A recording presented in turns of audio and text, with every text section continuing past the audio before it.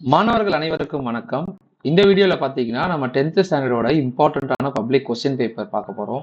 So நாளைக்கு எழுத போற சோஷியல் சயின்ஸ் எக்ஸாமினேஷன் நல்லா எழுதும்படி எல்லா மாணவர்களுக்குமே எங்களுடைய வாழ்த்துக்களை தெரிவிச்சுக்கிறேன். ஏன்னா லாஸ்ட் டே அப்படின்றது ரொம்ப கேர்ஃபுல்லா இருந்துடாதீங்க. இருக்கிற நேரத்தை கடைசி டைம்ல நம்ம ரிவைஸ் பண்ணிட்டு போனா நிறைய கொஸ்டின்ஸ் வரதுக்கு வாய்ப்பு இருக்கு. அதுக்காக தான் நம்ம சேனல்ல நிறைய கொஸ்டின் பேப்பர் வைஸா வீடியோஸ் போட்டுட்டு இருக்கோம். அந்த வகையில இந்த கொஸ்டின் பேப்பர் ரொம்ப இம்பார்ட்டன்ட் கொஸ்டின் பேப்பர். ப்ரீவியஸ் இயர்ல கேட்ட கொஸ்டின் பேப்பர்ஸ் வந்து நமக்கு மற்ற கொஸ்டின்ஸை படிக்கிறதுக்கு அனாலிசிஸ் பண்றதுக்கு ரொம்பவே ஹெல்ப்ஃபுல்லா இருக்கும். ஸோ இதுல மென்ஷன் பண்ணியிருக்கிற 1 மார்க்ஸ் ஃபில்அப்ஸ் எல்லாமே நான் கொடுக்குறேன். அதர்வைஸ் 2 மார்க்ஸ் அண்ட் 5 மார்க்ஸ் எல்லாத்தையும் நீங்க வந்து மார்க் பண்ணி படிச்சுக்கோங்க. சப்போஸ் படிச்சது இருந்துச்சுன்னா விட்டுடுங்க, படிக்காதது மட்டும் ஒரு தடவை தேடி படிங்க, சரிங்களா? ஸோ இதுக்கப்புறம் லாஸ்டா ஒரு 9:30க்கு ஒரு கொஸ்டின் பேப்பர் போடுறேன், அதையுமே நீங்க பாருங்க. சப்போஸ் இதுக்கு முன்னாடி இந்த வீடியோ பார்த்துட்டு இருக்கீங்க அப்படின்னா அந்த வீடியோஸுக்கு முன்னாடி நம்ம நிறைய கொஸ்டின் பேப்பர் வீடியோஸ் பார்த்துருக்கேன். நம்ம வீடியோஸ்ல பிளேலிஸ்ட்ல போனீங்கன்னா உங்களுக்கு கிடைக்கும். ஸ்கூல் அப்படின்ற பிளேலிஸ்ட்ல ஸ்கூல் சம்பந்தமா இருக்கிற எல்லாமே வீடியோஸ் கொடுத்துருக்கிறேன். நீங்க ரீசெண்டா போட வீடியோஸும் நீங்க ஓப்பன் பண்ணி பாருங்க. அதுலயுமே ஆன்சர் கீஸ் எல்லாமே கொடுத்துருக்கிறேன். ஸோ யூஸ்ஃபுல்லா இருக்கும். அண்ட் நம்ம சேனல் இப்பதான் பாக்குறீங்கன்னா நம்ம சேனலை சப்ஸ்கிரைப் பண்ணிடுங்க. அந்த வீடியோ பிடிச்சிருந்துச்சுன்னா லைக் பண்ணுங்க, நண்பர்களுக்கு தெரியப்படுத்துங்க. யார் யாரெல்லாம் நீங்க சென்டம் எடுக்கிறதுக்கு வாய்ப்புகள் இருக்கு, நான் நல்லா படிச்சிருக்கேன் அப்படின்றீங்கன்னா நீங்க கமெண்ட்ல தெரியப்படுத்துங்க. மற்றவங்க எப்படி படிச்சிருக்கிறீங்க, இந்த கொஸ்டின் பேப்பர் உங்களோட எதிர்பார்ப்பு என்ன அப்படின்றது கமெண்ட்ல தெரியப்படுத்துங்க. நான் உங்களுக்கு ஆன்சர் பண்றேன், சரிங்களா? அண்ட் சூஸ் பார்த்துடலாம். The country which was expelled from league of nation for attacking ஃபின்லாண்ட்னா யார் வந்து லீக் ஆஃப் ஃபின்லாண்ட் அட்டாக் பண்ணதுக்காக லீக் ஆஃப் நேஷன்ல இருந்து வெளியே துரத்துனாங்க அப்படின்னா ரஷ்யா, சரிங்களா? ஸோ செகண்ட் ஒன் பார்த்தீங்கன்னா அமெரிக்கா பங்கு சந்தையில் in America the first huge stock market crash occurred in 24 October 1929. ஓகேங்களா? ஸோ அது ஆன்சர். தேர்ட் ஒன் பார்த்தீங்கன்னா அனிசெரா இந்த non aligned movement conference dash participate as the Indian representative. So இந்தியாவில இருந்து நான் அலைன் மூவ்மெண்ட்டுக்கு யார் ரெப்ரஸன்டேட்டிவா போனார் அப்படின்னா ஜவஹர்லால் நேரு போனார். அண்ட் உடன்கட்டை ஏறுது sati was abolished in the year 1829. இதெல்லாமே புக் பேக் தான், சிலது மட்டும் இந்த கொஸ்டின் பேப்பர்ல புக்கின்ல இருந்து கேட்டிருக்காங்க. ஸோ அதை சொல்லிடுறேன், நீங்க பாருங்க. ஃபிஃப்த் ஒன் பார்த்தீங்கன்னா அசர்ஷன் ரீசன் கொஸ்டின் கொடுத்துருக்காங்க. The revolt of 1957 was brutally suppressed by British Army. The failure of rebellion was due to absence of central authority அப்படின்னா A is wrong, B, R is correct அப்படின்றது தான் answer. So sixth one பார்த்தீங்கன்னா சாம்பல் புரட்சி, வெள்ளை புரட்சி, சிவப்பு புரட்சி, பழுப்பு புரட்சின்னு கொடுத்துருக்காங்க. இது எல்லாமே புக்கின் தான், புக் பேக்ல இல்லை. சில கொஸ்டின்ஸ் பார்த்தீங்கன்னா ரொம்பவே ஈஸியாக கண்டுபிடிக்கலாம். இப்போ இந்த ஆப்ஷன்ஸ்ல ரெட் ரெவல்யூஷன் அப்படின்றது ரெட்டுனாலே மீட். ஸோ தேர்ட் ஒன் அப்படின்றது செகண்ட் எது வருதுன்னு பாருங்க. அப்போ இதுதான் ஆன்சர். ஸோ ஆப்ஷன் சி தான் ஆன்சர். தேர்ட் ஒன் வந்து செகண்ட் ஒன். ரெட் ரெவல்யூஷன்னா meat, red revolution meat, silver revolution வந்து egg, grey revolution fertiliser, brown revolution leather. ஓகேங்களா? ஸோ இதுதான் வந்து அதாவது ஆப்ஷன்ஸ் என்னது, ஃபர்ஸ்ட் ஒன்னுக்கு வந்து ஆப்ஷன் 4, செகண்ட் ஒன்னுக்கு ஆப்ஷன் 1, தேர்ட் ஒன்னுக்கு ஆப்ஷன் 2, ஃபோர்த் ஒன்னுக்கு option 3. Okay. And seventh one பார்த்தீங்கன்னா வெஸ்டர்ன் டிஸ்டர்பன்சஸ் காசஸ் ரெயின்ஃபால் இன் பஞ்சாப். இது புக் பேக் தான். மேங்கனீஸ் இஸ் யூஸ்ட் இன் இது வந்து உங்களுக்கு 2 மார்க்ஸ்ல கேட்டிருப்பாங்க. எதுக்கு மேங்கனீஸ் யூஸ் பண்றாங்கன்னா பேட்டரிஸ்க்காக. The state which highest population எதுனா உத்தரப்பிரதேஷ், lowest population எதுனா சிக்கிம். ஸோ lowest population கேட்டாங்கன்னா சிக்கிம், highest population வந்து உத்தரப்பிரதேஷ்.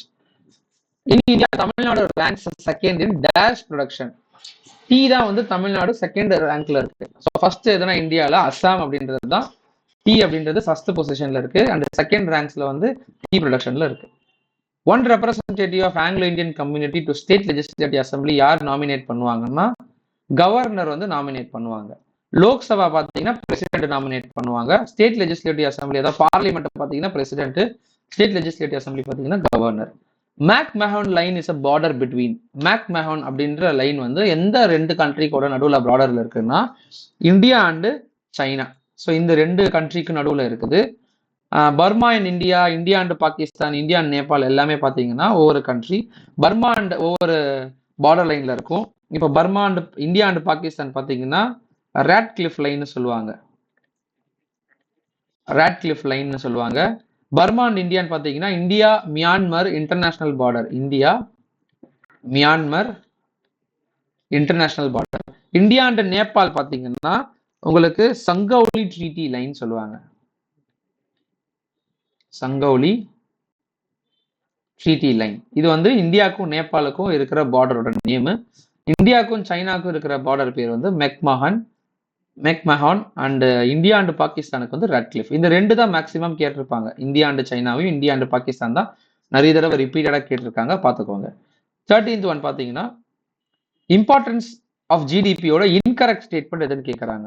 இது வந்து எக்கனாமிக் growthக்கு படிக்கிறதுக்கு ஹெல்ப் பண்ணாது. மற்றது எல்லாமே இன்ஃப்ளேஷன் டிஃப்ளேஷன் படிக்கிறதுக்கு சால்வ் பண்ணுறதுக்கும் குவாலிட்டி ஆஃப் குட்ஸை மெஷர் பண்ணுறதுக்கும் பர்ச்சேஸ் பவர் இது பண்ணுறதுக்குமே யூஸ் ஆகும். பட் எக்கனாமிக் growth பற்றி ஸ்டடி பண்ணுறதுக்கு ஜிடிபி வந்து ஹெல்ப் பண்ணாது.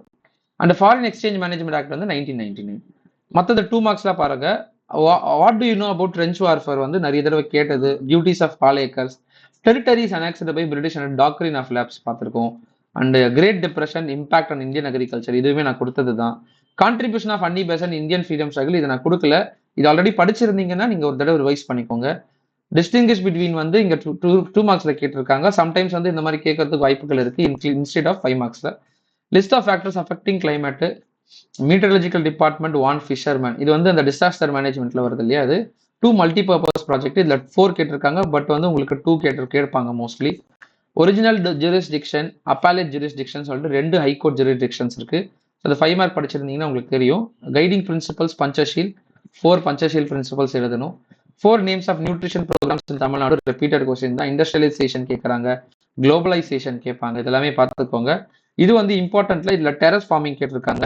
டெரஸ் ஃபார்மிங் இருந்துச்சுன்னா படிங்க. அதர்வைஸ் உங்க மாடி தோட்டத்துக்கு எந்த அளவுக்குலாம் பண்ணுவீங்களோ அந்த மாதிரி நீங்க ஓனா எழுதுனா கூட உங்களுக்கு மார்க் கொடுப்பாங்க.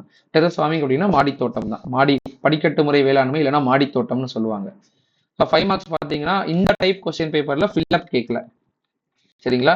ஸோ இதுல என்னென்ன கொடுத்துருக்காங்க பாருங்க. 10 எழுதணும், 42 கம்பல்சரி. ஆனா இதெல்லாம் ஃபில்அப் கேட்கல.